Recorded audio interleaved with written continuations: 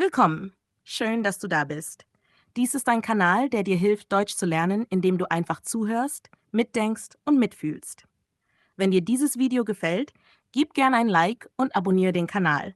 Wenn nicht, kein Problem. Du kannst immer einen Kommentar schreiben und sagen, was dir fehlt. Aber bleib dabei, denn hier geht es um Sprache, um echte Gespräche und um das, was man zwischen den Worten spürt. Heute möchte ich mit dir über Spontanität sprechen. Ein schönes Wort, oder? Es klingt leicht, frei, ein bisschen mutig. Aber wenn es um Sprache geht, fühlt es sich oft gar nicht so leicht an. Spontan zu sprechen, das bedeutet nicht zu lange zu denken, bevor man etwas sagt. Einfach reden, ohne Angst, ohne Plan. Aber genau das ist oft das Schwierigste. Viele Menschen sagen, dass sie Deutsch verstehen, aber nicht spontan sprechen können. Sie hören, sie lesen, sie wissen viel. Aber wenn sie etwas sagen sollen, bleibt der Kopf leer. Vielleicht kennst du dieses Gefühl. Du willst etwas sagen, aber dein Gehirn sucht nach der richtigen Form, nach der Grammatik, nach dem perfekten Wort. Und während du denkst, vergeht der Moment. Der andere schaut dich an, wartet und du spürst, wie dein Mut kleiner wird. Ich glaube, das ist ganz normal. Niemand ist sofort spontan in einer neuen Sprache. Wir haben alle diesen Wunsch, richtig zu sprechen, keine Fehler zu machen. Aber dieses Streben nach Perfektion ist wie ein kleiner Stein im Schuh. Er hindert dich daran, frei zu gehen. Du denkst über jeden Schritt nach, statt einfach zu laufen. Spontanität heißt nicht, alles sofort zu wissen. Es heißt, im Moment zu bleiben, zu sagen, was du gerade denkst, auch wenn es nicht perfekt klingt. Viele haben Angst, dass jemand lacht oder sie nicht versteht. Aber in Wahrheit schätzen Menschen genau das, wenn du ehrlich und echt bist. Wenn du versuchst, dich mitzuteilen, nicht dich zu beweisen. Ich erinnere mich an eine Situation, die mir selbst passiert ist. Ich stand an einer Bushaltestelle und eine ältere Frau fragte mich etwas. Ich habe sie verstanden, aber mir fiel das richtige Wort nicht ein. Ich stand da, lächelte, suchte in meinem Kopf nach der Form und dann war sie schon weitergegangen. Ich hätte einfach sagen können, Moment, ich verstehe, aber mir fehlt das Wort. Oder ich hätte mit Händen zeigen können, was ich meine. Aber ich schwieg. Und später dachte ich, es war nicht schlimm, dass ich das Wort nicht kannte. Schlimm war, dass ich gar nichts gesagt habe. Seitdem habe ich verstanden, Spontanität beginnt nicht mit Sprache, sondern mit Mut. Mut, den ersten Ton zu machen, auch wenn er unvollständig ist. Wenn du zu viel überlegst, verlierst du das Jetzt. Sprache ist Bewegung. Sie lebt nur, wenn sie fließt. Manchmal beobachten wir andere und denken, wow, sie sprechen so schnell, so frei, sie wissen alles sofort. Aber das stimmt oft nicht. Sie denken einfach weniger über Fehler nach. Sie lassen die Worte kommen, wie sie sind. Und das ist der Unterschied. Ich finde, Spontanität ist wie Musik. Du kannst Noten lernen, du kannst üben, aber der Moment, in dem du spielst, ist etwas anderes. Da geht es nicht mehr um Theorie, sondern um Gefühl. Sprache ist genauso.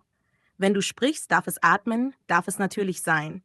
Vielleicht hilft es, sich klarzumachen, niemand erwartet perfekte Sätze. Wenn du im Gespräch bist, zählt die Verbindung, nicht die Grammatik. Menschen hören nicht nur Worte, sie hören deinen Ton, deine Energie, dein echtes Interesse. Ich habe einmal mit jemandem gesprochen, der kaum Deutsch konnte. Seine Sätze waren kurz, manchmal falsch. Aber ich habe alles verstanden, weil er offen war, freundlich, mutig. Seine Augen sprachen genauso wie seine Worte. Und da dachte ich, genau das ist Spontanität. Nicht wissen, was man sagen wird und trotzdem sprechen. Wenn du Angst hast, Fehler zu machen, erinnere dich daran, dass jeder sie macht. Auch Muttersprachler.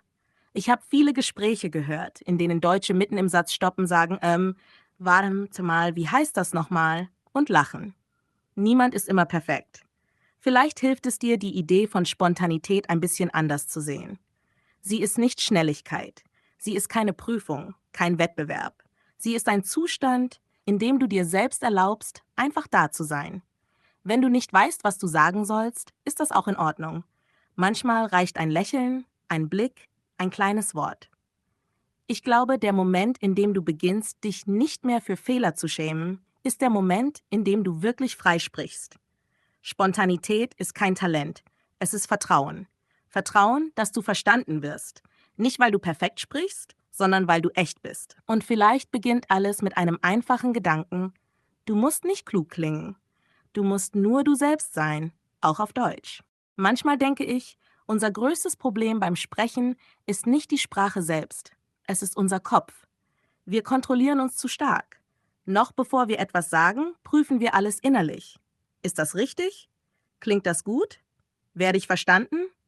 Und während wir das denken, vergeht der Moment. Der andere hat schon weitergeredet und wir bleiben still. Dieser Druck entsteht oft aus dem Wunsch, alles perfekt zu machen. Wir wollen zeigen, dass wir es können. Aber genau dieser Wunsch blockiert uns. Wenn du im Kopf ständig deine eigenen Worte überprüfst, bleibt kein Platz mehr für den Fluss. Du denkst über Grammatik nach, während dein Herz eigentlich sprechen möchte. Ich kenne dieses Gefühl gut. Man will etwas sagen und plötzlich ist da ein kleines Chaos im Kopf. Wörter tanzen durcheinander, man sucht nach der richtigen Struktur und findet sie nicht. Am Ende sagt man gar nichts oder nur ein halbes Wort. Danach kommt dieses unangenehme Gefühl, als hätte man versagt. Aber in Wirklichkeit war man einfach zu streng mit sich selbst. Sprechen ist nicht Denken. Das sind zwei verschiedene Dinge. Beim Denken ordnen wir, planen, kontrollieren. Beim Sprechen entsteht alles im Moment. Es ist Bewegung. Wenn du sprichst, darfst du nicht ständig auf die Bremse treten. Sonst bleibt der Satz stecken. Manchmal hilft es, sich daran zu erinnern, ein Gespräch ist kein Test. Niemand gibt Punkte, niemand bewertet. Es ist ein Austausch. Zwei Menschen, die versuchen, sich zu verstehen. Nicht mehr. Ich habe einmal jemanden beobachtet, der kaum Deutsch konnte, aber er sprach einfach. Langsam, mit Pausen, manchmal mit falschen Wörtern, aber er sprach. Und alle hörten ihm zu, weil er präsent war, weil er nicht im Kopf blieb. Seine Sprache war vielleicht einfach, aber sie war lebendig. Wenn du zu sehr überlegst, verlierst du diese Lebendigkeit. Der Gedanke an Fehler saugt Energie. Du fühlst dich müde, noch bevor du etwas gesagt hast. Ich glaube, das ist der Grund, warum viele Gespräche in der Fremdsprache anstrengend sind. Nicht, weil sie schwer sind, sondern weil wir zu sehr kämpfen, alles richtig zu machen. Es hilft, den Körper einzubeziehen. Einmal tief durchatmen, Schultern locker lassen, lächeln. So banal das klingt, es verändert viel. Wenn du ruhig atmest, beruhigt sich auch dein Kopf. Und plötzlich hast du wieder Platz zum Sprechen. Ich mache das oft, bevor ich mit jemandem rede. Ein kurzer Atemzug, ein kleiner Gedanke, ich muss nicht perfekt sein. Und dann beginne ich einfach mit einem Hallo, ohne Plan, ohne Druck. Oft entsteht danach ein ganz natürliches Gespräch. Spontanität ist kein Sprint, sondern eher wie Gehen im eigenen Rhythmus. Wenn du atmest, wenn du lachst, wenn du einen kleinen Fehler zulässt, wirst du frei. Und das spürt auch dein Gegenüber. Ich erinnere mich an ein Gespräch im Zug. Ich war müde, wollte eigentlich still sein. Neben mir saß jemand, der einfach zu reden begann. Über das Wetter, über Kaffee, über nichts Besonderes. Er sprach langsam, einfach, mit Pausen. Und trotzdem war es angenehm. Da war keine Eile, kein Druck, nur ein ruhiger Austausch. Ich habe gemerkt, so klingt Sprache, wenn man sie nicht kontrolliert, sondern lebt. Vielleicht kannst du das einmal ausprobieren. Ein einfaches Hallo im Aufzug, ein kurzer Satz beim Bäcker, eine kleine Frage an jemanden in der Warteschlange. Nicht um richtig zu sein, nur um da zu sein. Wenn du dich traust, diesen kleinen Moment der Unsicherheit zuzulassen, wirst du merken, dass Sprache plötzlich wieder leicht wird. Sie gehört dir. Nicht deinem Lehrer, nicht der Grammatik, nicht dem Wörterbuch. Am Ende ist das der Schlüssel. Lass los, atme, sprich. Auch wenn der Satz unvollständig ist, auch wenn du ein Wort vergisst. Denn jeder Satz, den du sagst, macht dich freier. Und irgendwann merkst du, du denkst nicht mehr nach. Du sprichst einfach. Manchmal braucht man im Gespräch einfach ein paar Sekunden. Nur einen kleinen Moment, um nachzudenken, um den richtigen Ton zu finden. Und das ist völlig normal. Niemand spricht ohne Pausen. Auch Muttersprachler nicht. Sie sagen Sätze wie, gute Frage. Oder, Moment, ich überlege kurz. Genau diese kleinen Pausen machen Sprache menschlich. Sie zeigen, dass du zuhörst, dass du denkst, dass du präsent bist. Wenn du das nächste Mal nicht weißt, was du sagen sollst, kannst du so einen Satz benutzen. Zum Beispiel, wie soll ich das sagen? Oder ich muss kurz nachdenken. Diese kleinen Sätze sind wie Brücken. Sie geben dir Zeit und du bleibst trotzdem im Gespräch. Der andere merkt, dass du reagierst und wartet gern. Ich habe gemerkt, dass solche Pausen sogar sympathisch wirken. Sie zeigen, dass du nicht einfach irgendwas sagst, sondern wirklich überlegst. Und das ist oft viel stärker, als sofort zu antworten. Viele denken, sie müssen lange, komplizierte Sätze machen, um gut zu klingen. Aber das stimmt nicht. Kurze Sätze sind viel natürlicher. Wenn du zum Beispiel sagst, ja, stimmt, oder genau, das sehe ich auch so, oder einfach interessant, das reicht oft völlig. Solche kleinen Reaktionen machen das Gespräch lebendig.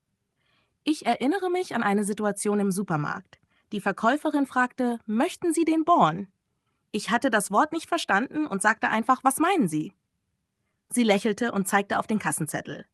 Ich sagte dann, ah ja, bitte. Das Gespräch war leicht, freundlich, ohne Stress. Kein perfekter Satz, aber echte Kommunikation. Manchmal hilft es auch, das zu wiederholen, was der andere gesagt hat. Zum Beispiel, wenn jemand sagt, ich war gestern im Kino. Du kannst antworten, im Kino? Was hast du gesehen? So bleibst du im Gespräch, auch wenn du kurz Zeit brauchst, um die nächsten Wörter zu finden. Das ist eine kleine, aber sehr effektive Technik. Wiederholen bedeutet, ich habe dich gehört. Und während du wiederholst, gewinnt dein Gehirn Zeit. Es ist wie ein sanfter Übergang zwischen Zuhören und Sprechen. Auch ein einfaches Ja oder Ach so kann viel bewirken. Es zeigt, dass du dabei bist. Wenn du aktiv reagierst, musst du nicht immer neue Themen bringen. Du baust auf dem auf, was schon da ist. Das ist Spontanität in Bewegung, ohne Druck.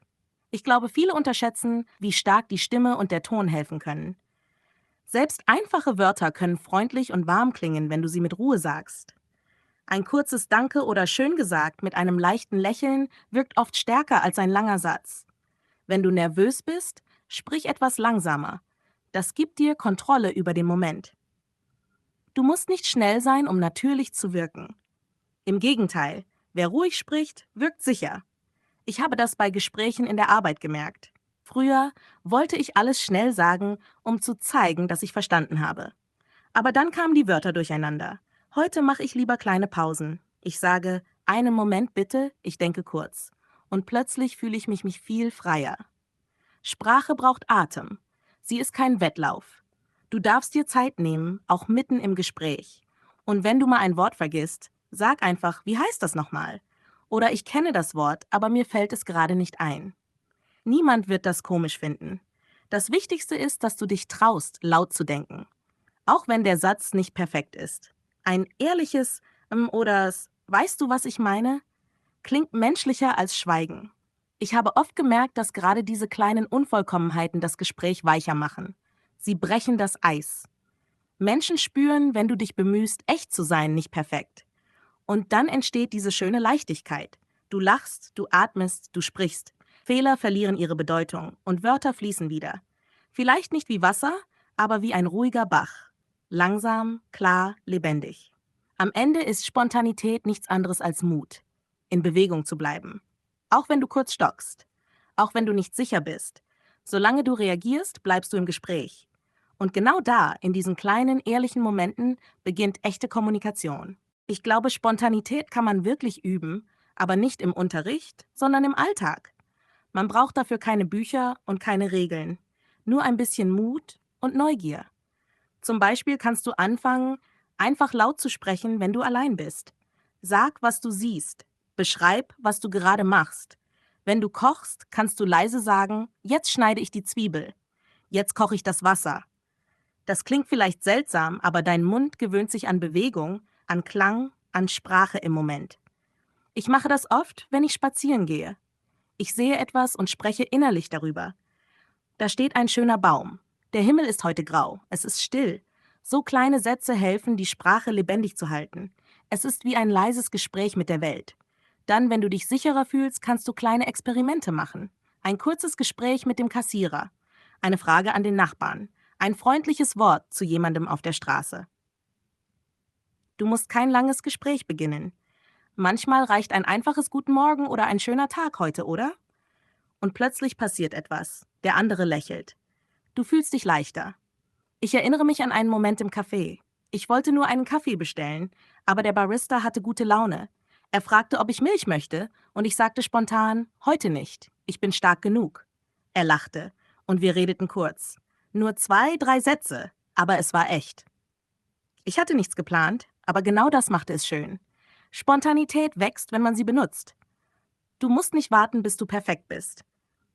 Im Gegenteil, du lernst durch diese kleinen echten Begegnungen.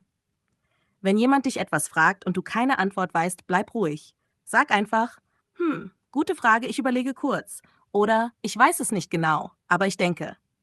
So bleibst du im Gespräch. Oft ist es gar nicht wichtig, sofort das richtige Wort zu finden. Wichtiger ist, dass du reagierst, dass du im Moment bleibst. Wenn du dich zu sehr auf Fehler konzentrierst, verlierst du den Inhalt. Aber wenn du über den Inhalt sprichst, wird dein Deutsch automatisch besser. Manchmal hilft mir ein kleiner Trick. Ich sage mir innerlich, denk nicht über Grammatik nach, denk über Bedeutung nach. Wenn du über etwas sprichst, das dich wirklich interessiert, hörst du auf, dich zu korrigieren. Dann fließt Sprache von selbst. Ich hatte einmal eine Situation im Büro, wo jemand mich etwas fragte und ich verstand nur die Hälfte. Früher hätte ich vielleicht still genickt und gehofft, dass niemand merkt, dass ich es nicht weiß. Aber diesmal sagte ich einfach, ich bin nicht sicher, ob ich das richtig verstanden habe. Können Sie das anders sagen? Und das Gespräch lief weiter, ohne Stress. Es war ehrlich, freundlich, menschlich. Fehler gehören dazu. Ohne Fehler gäbe es kein Lernen. Wenn du dich über einen Versprecher ärgerst, lächle lieber darüber. Jeder lacht manchmal über seine eigenen Wörter. Das macht dich sympathisch. Ich finde, Spontanität ist wie ein Muskel. Wenn du ihn nicht benutzt, wird er schwach. Aber wenn du ihn trainierst, durch kleine alltägliche Momente, wird er stärker. Ein Satz hier, ein Hallo dort, ein kurzer Kommentar über das Wetter. So wächst Vertrauen. Und irgendwann merkst du, dass du nicht mehr so viel nachdenkst. Du hörst, du reagierst, du sagst etwas. Ganz natürlich. Es gibt diese schönen, stillen Momente, in denen Spontanität plötzlich Türen öffnet. Ein Lächeln von jemandem, den du gar nicht kennst, ein kurzer Austausch, der deinen Tag besser macht. Und du spürst, Sprache ist nicht nur ein Werkzeug, sie ist eine Brücke. Wenn du sprichst, um dich zu verbinden, nicht um richtig zu sein, verändert sich alles. Dann ist jede kleine Begegnung ein Schritt nach vorn. Kein Test, kein Druck. Nur Leben im Jetzt. Wenn ich heute über Spontanität nachdenke, sehe ich sie nicht mehr als etwas, das man plötzlich hat, sondern als etwas, das wächst. Sie ist kein Geschenk, das du bekommst, sondern eine kleine Entscheidung, die du jeden Tag triffst. In jedem Gespräch, in jedem Hallo, in jedem kleinen Versuch, etwas zu sagen, auch wenn du es noch nicht perfekt weißt. Spontan zu sprechen bedeutet nicht schnell zu sein. Es bedeutet da zu sein. Wirklich da. Mit deinen Gedanken, deinem Gefühl, deinem Atem. Wenn du präsent bist, brauchst du keine komplizierten Wörter. Selbst ein einfaches Ja, das ehrlich klingt, hat Kraft. Sprache lebt nicht von der Geschwindigkeit, sondern von der Verbindung. Ich glaube, das größte Missverständnis beim Sprechen ist, dass viele denken, sie müssten beeindrucken. Dabei geht es gar nicht darum. Es geht darum, sich zu zeigen. Wenn du im Gespräch bist, ist dein Ziel nicht, die richtigen Sätze zu sagen, sondern den Moment zu teilen. Manchmal reichen schon kleine, sichere Wörter, um dich freier zu fühlen. Zum Beispiel, ich denke, vielleicht, das ist interessant oder ich bin nicht sicher, aber. Diese Sätze sind wie kleine Anker. Sie geben dir Halt, wenn du suchst. Du musst nicht immer alles wissen. Du darfst im Prozess sein. Ich erinnere mich an ein Gespräch im Park. Zwei Menschen saßen auf einer Bank, einer sprach langsam, suchte nach Wörtern, der andere hörte zu. Es war still, aber es war kein unangenehmes Schweigen. Es war Raum. Und genau in diesem Raum entstand Nähe. Da wurde mir klar, Spontanität ist kein Lärm, sie ist Ruhe mit Mut. Wenn du dir erlaubst zu sprechen, auch wenn du nicht sicher bist, schenkst du dir selbst Freiheit. Jeder Satz, den du aussprichst, ist ein kleiner Schritt zu mehr Vertrauen. Und Vertrauen ist die wahre Grundlage für Spontanität. Ich wünsche mir, dass du nach diesem Gespräch Lust hast, einfach mehr zu reden. Ohne Plan, ohne Bewertung. Dass du dich traust, auch mitten in einem Fehler weiterzusprechen. Dass du siehst, wie freundlich Sprache sein kann, wenn du sie nicht kontrollierst. Und vielleicht kannst du dir beim nächsten Gespräch sagen, ich muss niemand sein. Ich darf einfach ich sein. Auch auf Deutsch. Kein Druck, kein Vergleich, nur ich im Moment, im Klang, im Atem. Wenn du das Gefühl hast, dass du manchmal stockst, bleib ruhig. Atme, sag Moment, ich überlege kurz. Oder, gute Frage. Solche kleinen Sätze sind keine Schwäche. Sie sind Zeichen, dass du wirklich dabei bist. Am Ende geht es bei Spontanität nicht darum, perfekt zu klingen, sondern ehrlich. Sprache ist wie eine Hand, die man ausstreckt. Manchmal zittert sie ein bisschen, aber sie bedeutet Verbindung. Und genau das ist das Schöne. Wenn du dich traust zu sprechen, schenkst du dem anderen einen Teil von dir. Und meistens bekommt man etwas zurück. Ein Lächeln, ein Blick, ein echtes Gespräch. Ich glaube, jeder kann spontan werden. Nicht über Nacht, aber Schritt für Schritt. Mit Geduld, mit Leichtigkeit, mit Humor. Und irgendwann merkst du, du sprichst einfach ohne Angst. So wie du bist. Danke, dass du heute dabei warst. Wenn dir dieser Podcast gefallen hat, freue ich mich, wenn du den Kanal abonnierst und ein Like dalässt. Und wenn du magst, schreib in die Kommentare, über welche Themen du als nächstes hören möchtest. Bleib neugierig, bleib mutig und vor allem sprich. Denn jedes Wort, das du sagst, bringt dich ein Stück näher zu dir selbst.